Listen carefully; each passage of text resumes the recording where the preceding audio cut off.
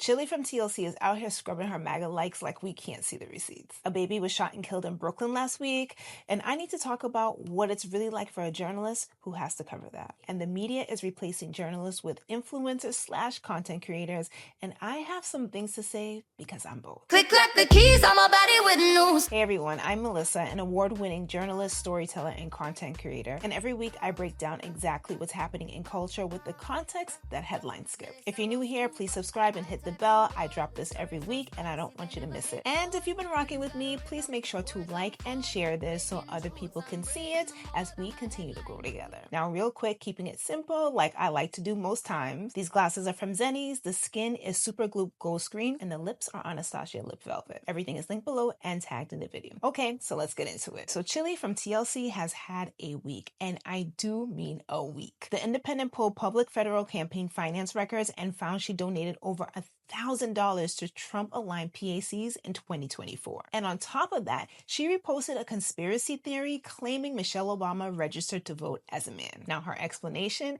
she didn't read the fine print. She thought she was donating to causes fighting human trafficking and supporting veterans. I might have given her a slight pass on that, except another media outlet came back with a whole timeline showing she had been liking MAGA posts for years, dozens of them, and then went back and started unliking them once the receipts started going around. That's not a mistake. That's a pattern, followed by damage control. Now, here's where it gets more layered for me. So TLC is about to go on tour with Salt and Pepper. So you've got this whole nostalgia tour being sold to Black women, the same Black women who built both of these groups from the ground up. And sorry, but not sorry, Chilli's political activity does not scream support Black women. Not to mention T-Boss, her longtime group mate, has sickle cell. Yet the administration that Chilli was quietly funding has been cutting healthcare. Look, you can have whatever private politics you want, but when your whole career is built on Black women's loyalty, you don't get to quietly fund the people that have been dismantling their lives and then claim it's because you didn't read the fine print. So the next thing I want to talk about is heavy, but I really need you guys to come along with me on this one. Last week, a 7-month-old baby was shot and killed in Brooklyn in the middle of the afternoon. The family was just crossing the street when it happened, and the worst part is that the mother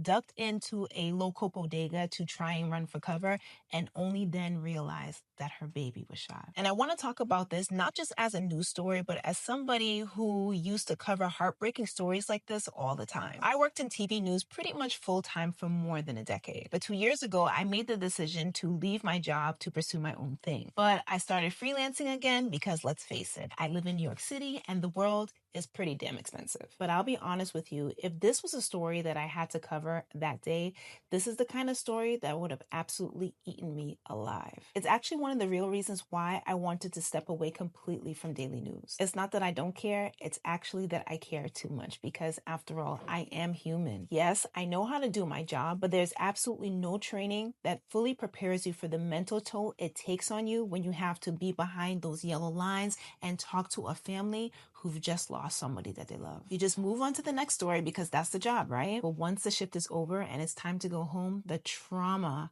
that can hit you, it's life-changing. That baby did not deserve what happened to her. That family does not deserve to have to be grieving this little girl. They need all the support in the world that can be given to them.